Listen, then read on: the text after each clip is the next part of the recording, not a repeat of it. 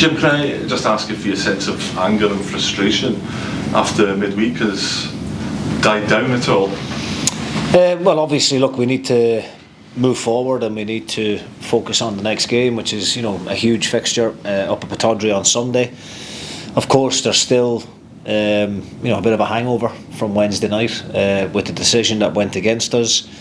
I said after the game, if somebody showed me an angle that proved my statement after the game was wrong, then that I would apologise, but I stand by everything that I said. There isn't a conclusive angle that shows there was any handball, and therefore we believe that the goal should have stood and it should have put us 2-1 up in a very important game.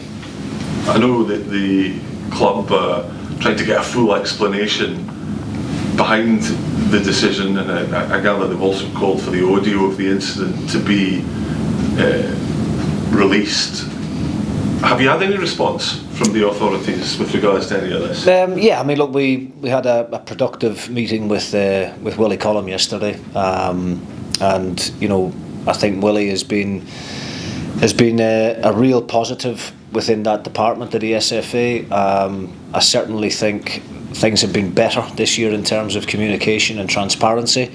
I'm not going to go into too much detail with regards to the type of conversation that we had and Willie's views, but I am led to believe that Willie will be doing some type of interview with the panel on YouTube later on next week, I think, and I think he'll give his own opinion on that incident himself. But I just said to Willie that we all had a meeting at Hampden at the beginning of the season, and the IFAB rules were all made aware to us, and one of the rules, the biggest rule probably, is that clear and obvious one, and the VAR can only intervene with an on-field decision if they have got significant footage that shows there was a clear and obvious error. And I think from the audio and from the video angles that we have seen, there is no suggestion of a handball within the Sam Dalby goal. So that's the big gripe for us. We believe that the goal should have stood, and as I said, Willie will no doubt speak about it himself, maybe in the early part of next week, and give his own feelings on it. But there's nothing we can do about it now. I think that's the message that I've been given to the players. As hard done to as we feel with that big decision, we have to move on. There have been other VAR decisions that we feel have went against us this season, but those types of decisions have been up for debate. The Kilmarnock one, for instance, we believe there was a foul on Jack Walton. Some people think that wasn't the foul, and that's one of those 50-50 ones. But to disallow a goal the way that it was disallowed on Wednesday night with no real conclusive evidence is not within the rules. It's as simple as that. So but yeah, like I said, we have to now just put that behind us and focus on the big game against Aberdeen on Sunday. I mean, you say you don't want to go into details with the conversation you had with Willie. I think the word you used was it was productive. Does he accept what you're saying in terms of the goal shouldn't have stood? Well, like I said, Tyrone, I don't want to speak on Willie Collum's behalf. I have got a lot of respect for him. As I said, I think the way that he's trying to run the referees department is really positive. I think there's a lot of transparency there and good communication, and I think out of respect to him, I think it would be only fair that he gives his own version on events. But the conversation that we had yesterday with the footage and the audio that we listened to, we believe it backs up our stance on the situation. And as I said, that IFAB rule that has been drummed down everybody's throats, you guys in the media talk about it, us as managers, the referees speak about it. The VAR can only intervene if there's been a clear and obvious mistake, and there was no conclusive evidence, there was no factual evidence to show that Sam Dalby had handled the ball, and therefore the goal should have stood. I know there was also the issue with the corner that wasn't given.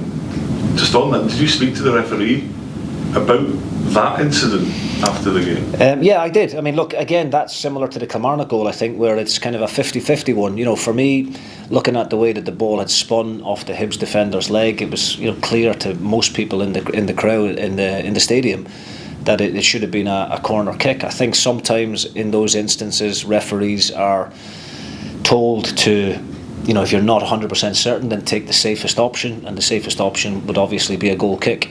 Now, we have to defend that situation better. You know, they haven't scored directly from the goal kick. There's a lot happened after it that we need to take responsibility for. But yeah, we still believe it was a corner kick, and you know, David Dickinson said he wasn't sure, so therefore he gave what he thought was the safest decision, which was the goal kick. You know, that is up for debate. The goal is the talking point. That's not up for debate.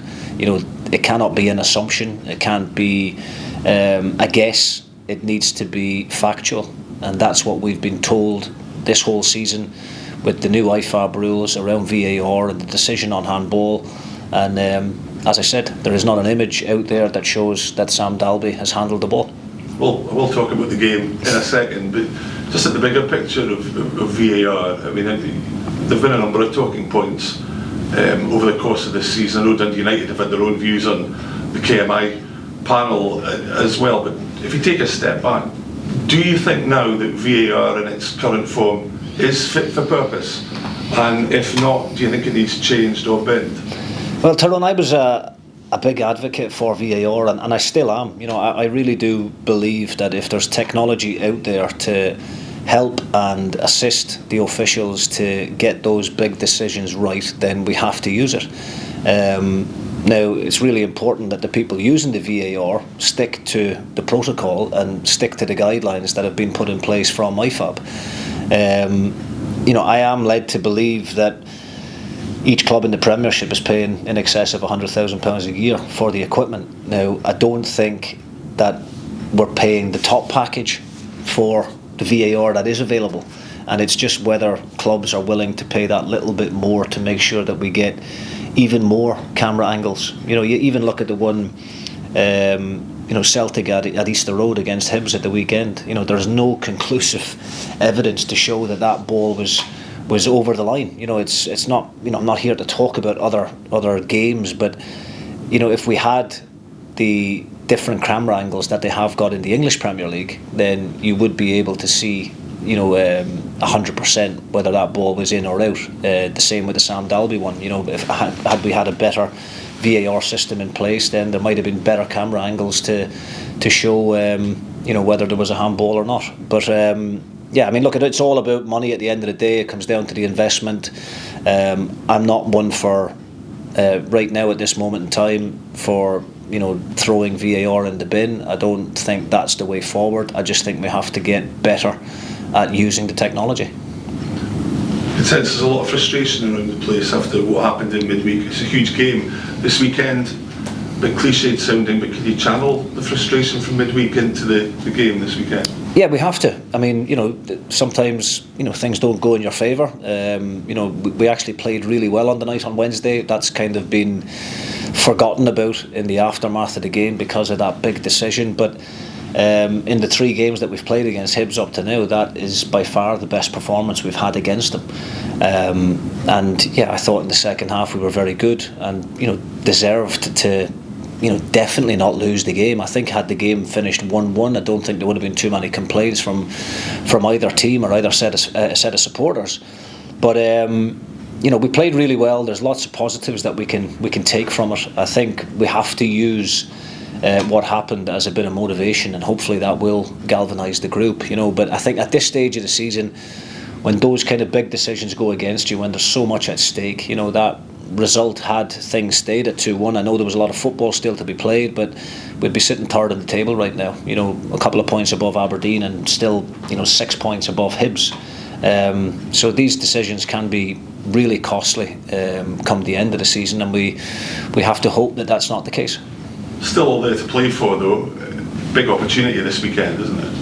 Yeah, lots of football to be played. You know, we still believe we need a few points to make sure that we can guarantee the top 6. Aberdeen away is not an easy fixture. I've watched them in the last couple of games that they've played. Okay, you know, the scoreline would suggest that that Celtic were miles better on the night midweek, but actually, if you watch the game back, Aberdeen had some really, really good chances at 0-0 and will be disappointed not to have found themselves going in front in the game. They've invested heavily in the January window, signed some really good players, and we know that it's going to be a very, very difficult game. But albeit, the last time we played them at Tannadice, we found a way to win the game, and we need to do the same again on Sunday. Team news? We've still got one or two missing, obviously, with Ross Docherty and Louis Moult. Will Ferry limped off as well, along with Lucas Stevenson on Wednesday. Again, I don't think the standing around for 6 minutes in the cold helped with either of those two players. So they're being assessed at the moment, and we'll see how they are tomorrow morning. So Tyrone's asked very expertly about Wednesday, but I just wanted to ask, how is Sam after? It must have been really disappointing for him. Yeah, of course. I mean, look, he's up there challenging to be the top goal scorer in the league, and opportunities against good teams like Hibs are quite limited at times, and we feel that we worked a really good free kick, a set piece that we spent time out here in the training ground putting together. The delivery was excellent from Ryan Strain, and Sam Dalby has won his individual battle with the Hibs centre back and scored a legitimately good goal. And I think for any striker to have a goal chalked off in that fashion is extremely disappointing. So of course he's frustrated, but at the same time we know that if we get the big fella at the service, that he's capable of doing what he's done all season, which is put the ball in the back of the net. So we need similar on Sunday against Aberdeen. Has it been frustrating, the fact that you played a good game, you had these great chances, but nobody's really talking about that? They're talking about the drama of VAR instead of the effort you guys have put out on the pitch. Yeah, I mean, that is obviously tends to be the case when there's such a big talking point in the game, and like everybody I've spoken to, I've spoken to some of the Hibs staff, I've spoken to other players and people in the game whose opinions I trust, and even guys in the media messaging me yesterday. Nobody can quite believe how that decision was made in the VAR studio, and yeah, I mean, look, you do feel very disappointed and very angry after it, but a couple of days have passed now, and we need to focus on the next big game. We always knew this was going to be a big week. We got a great result against Motherwell on Saturday. Had we been able to win the game on Wednesday, then it would have put us in a fantastic position in terms of securing top six, and as I said, third in the table. But it's a massive game on Sunday. It's one that the players are very much up for and looking forward to, and hopefully those players that I spoke about in the previous question, hopefully those guys will be able to make it and be part of the squad.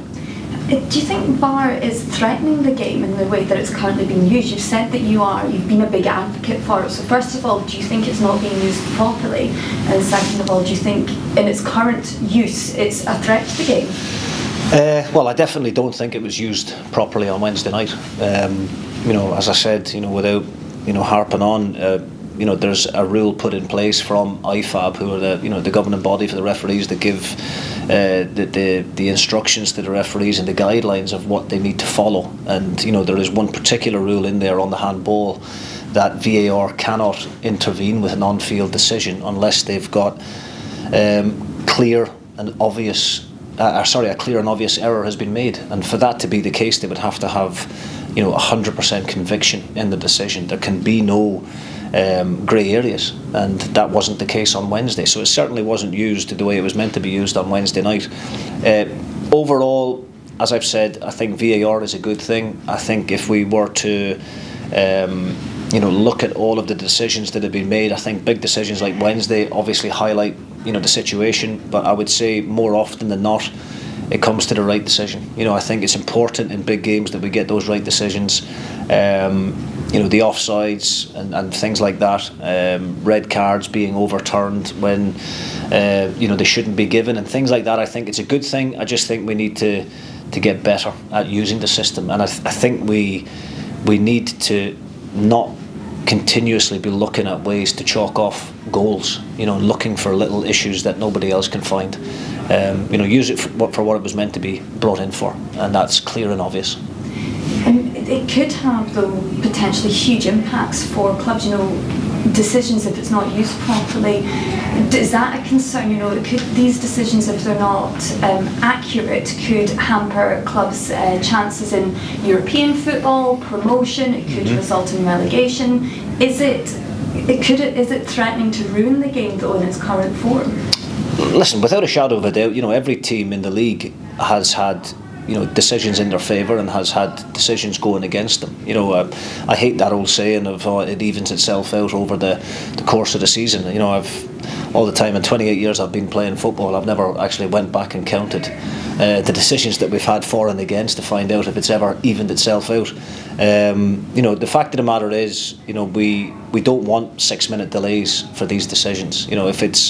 If it's a straightforward mistake that's been made by the referee on field, and it's a clear and obvious mistake, that should only take half a minute, 60 seconds maybe.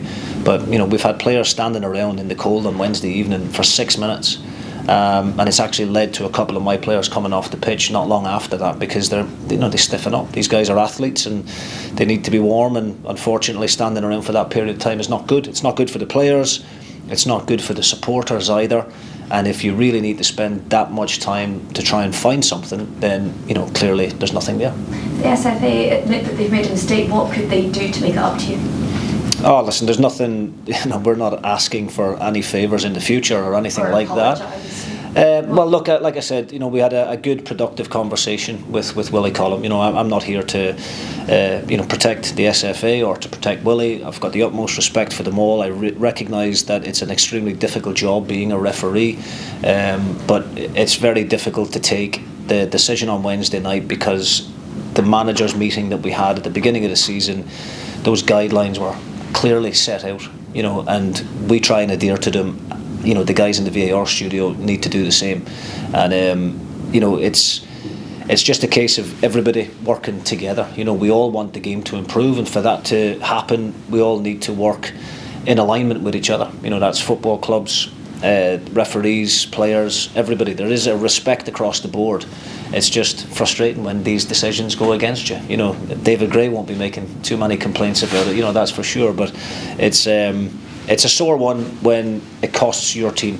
And as you said there, the implications and the ramifications of those types of decisions, you hope they don't impact on your season too much, because a third place finish for us this year, it could be worth millions of pounds in prize money for European money. So there is a significant impact. Of course, there needs to be accountability. Whoever has made the decision to disallow that goal, then of course I think there needs to be accountability, and I'm pretty sure Willie Collum will deal with that in the manner that he sees fit.